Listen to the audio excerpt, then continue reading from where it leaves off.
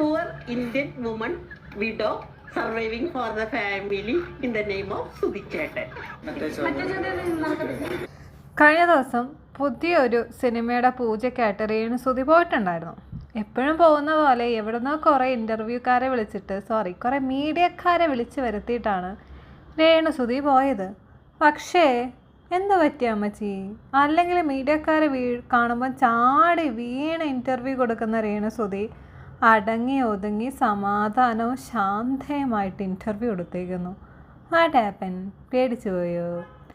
ഷെഫീന ബീബി കുറേ കാര്യങ്ങളെടുത്ത് പുറത്തിട്ടപ്പോൾ ഇനിയും ഞാൻ നെഗളിച്ചു കഴിഞ്ഞാൽ അല്ലെങ്കിൽ അഹങ്കരിച്ചു കഴിഞ്ഞാൽ അവരിനിയും കുറേ കാര്യങ്ങളെടുത്ത് പുറത്തിടും എന്ന് പേടിച്ചിട്ടാണെന്ന് തോന്നുന്നു. ഭയങ്കര ശാന്തതയാണ്. റെഡിയും തന്നെ എന്ത് കുഴപ്പം? റെഡിയെന്ന് പറഞ്ഞാൽ റെഡിയെന്ന് പറഞ്ഞാൽ എനിക്ക് വിഷയം ഞാൻ ഇതിലപ്പുറം കേട്ടിട്ട് ഇത് അവളെ ഈ കരിങ്കല്ലായിരിക്കും ഒരു ദേഷ്യം സന്തോഷം. വെടി എന്ന് വിളിച്ചത് കേൾക്കുമ്പോൾ സന്തോഷം തോന്നുന്ന ലോകത്തിൽ ആദ്യത്തെ പെണ്ണ് രേണുസുതി ആയിരിക്കും. എന്ത് ചെയ്യാനാ? വേറെ വല്ലവരും ആയിരിക്കണം. ആ വിളിച്ച് അവൻ്റെ കാരണം നോക്കി കൊടുത്തേനെ. രേണുസുതി പറഞ്ഞായിട്ടില്ല എനിക്ക് സന്തോഷമുള്ളതാണ്. കൊള്ളാം.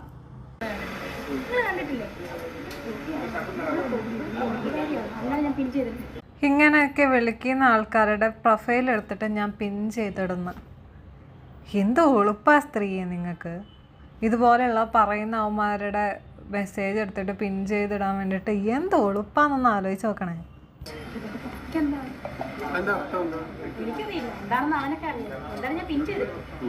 അയ്യോ, അതിൻ്റെ അർത്ഥം അറിയാത്ത ഒരു പുന്നാര മോൻ വന്നേക്കുന്നു. അവൻ ആദ്യമായിട്ടാണ് തോന്നുന്നു ആ വാക്ക് കേൾക്കുന്നത്.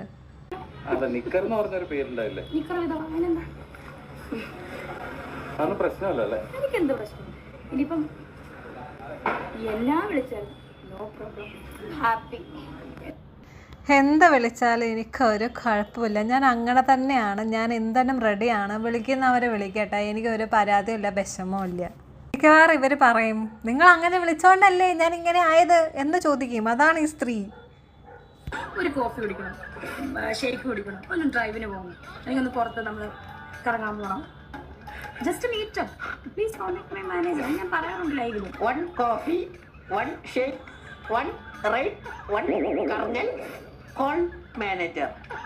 Poor Indian woman widow surviving for the family in the name of സുധിച്ചേട്ടൻ. So sad. Call the manager, she will do. You ready? കളിയാക്കിയതാണ് രേണുസുതിനെ. ഇതെങ്കിലും കണ്ടിട്ട് അവർക്ക് വല്ല തിരിച്ചറിവുണ്ടാവോ? വരുന്നവരും പോകുന്നവരും കളിയാക്കി ഊക്കി അങ്ങ് വിടുക.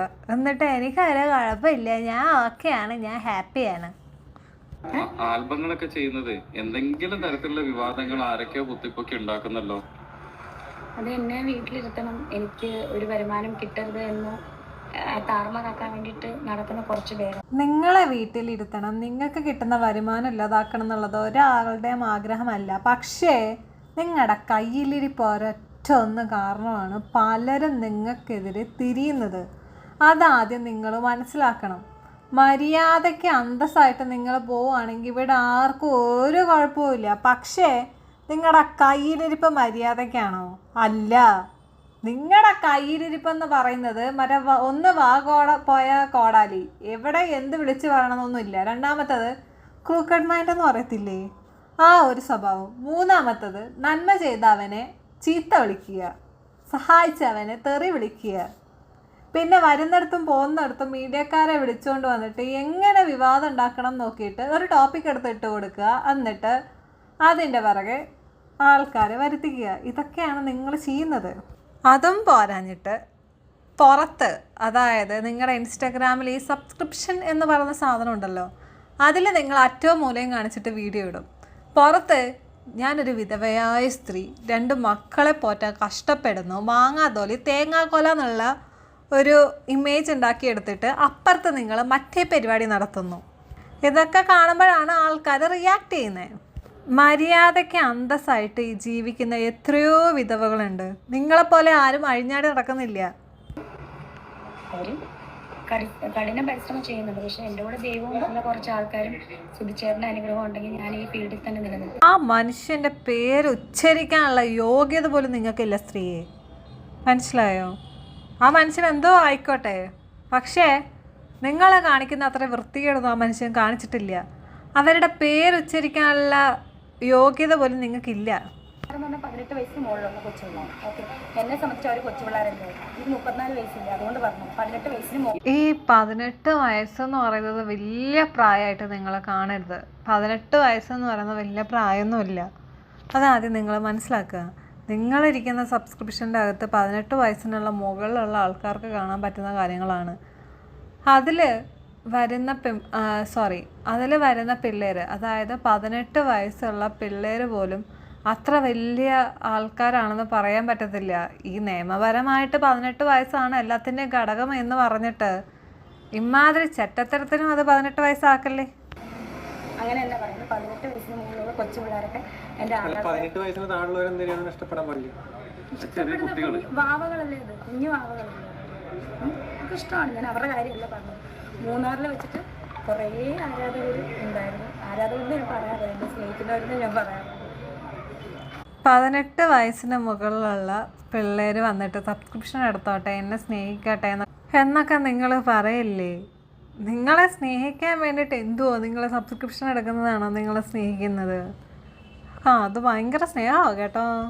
പറഞ്ഞിട്ട് കാര്യമില്ല. കാരണം ലൈംഗിക ദാരിദ്ര്യം എന്ന് പറയുന്നത് ഇവിടെയുള്ള കുറേ അവന്മാർക്ക് കൂടുതലാണ്. അതിൻ്റെ പ്രശ്നമാണ്. ഏതേലും ഒരു വടിയിൽ തുണി ചുറ്റിയൊക്കെ പോലും ഇവന്മാർക്ക് മതി. ഇതിൻ്റെ ഇടയിൽ ഞാനൊരു ന്യൂസ് കണ്ടായിരുന്നു. ജനിച്ചിട്ട് പോലും ഇല്ലാത്ത AI പെണ്ണിന് വേണ്ടിയിട്ട് സബ്സ്ക്രിപ്ഷൻ എടുത്തേക്കുന്ന കുറേ എണ്ണങ്ങൾ AI ആണ്. അതുപോലും തിരിച്ചറിയാൻ പറ്റാത്ത മൊണ്ണങ്ങളെന്ന് പറഞ്ഞാൽ മതിയല്ലോ. ലൈംഗിക ദാരിദ്ര്യമുള്ള മൊണ്ണകൾ.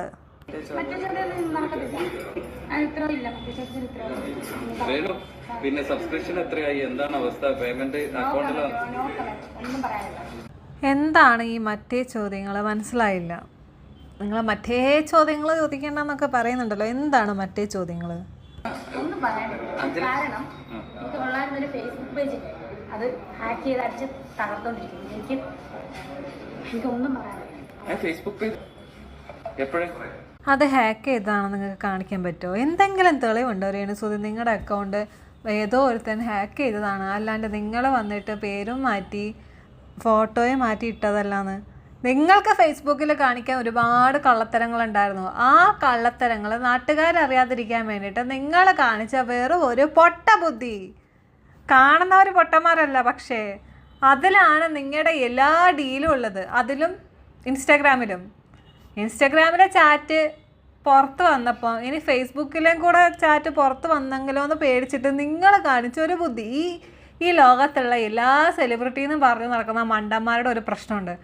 ആ മണ്ടന്മാരുടെ എന്തെങ്കിലുമൊക്കെ കുളിസിതം പുറത്ത് വന്നു കഴിഞ്ഞാൽ ഓൺ ദ സ്പോട്ടിൽ ഇവന്മാർ പറയും, അയ്യോ അത് ഞാനില്ല, അത് AI ആണ്. രണ്ടാമത്തെ കാര്യം, എൻ്റെ ചാനൽ അല്ലെങ്കിൽ എൻ്റെ ഫേസ്ബുക്ക് ഇൻസ്റ്റാഗ്രാം ഹാക്കായിപ്പോയി. ആ സമയത്ത് മാത്രം അവന്മാരുടെ ഇൻസ്റ്റാഗ്രാം ഹാക്കാവും, ഫേസ്ബുക്ക് ഹാക്കാവും. എവിടെ നിന്നറിയത്തില്ല. അവന്മാരുടെ കുളിസിതൊക്കെ പുറത്ത് വരുമ്പോൾ മാത്രം അറിയപ്പെടുന്ന ഒരു അത്ഭുതമായ കലയാണ് ഹാക്കിംഗ്. #ഏതാളെ? ശരി എന്നാൽ.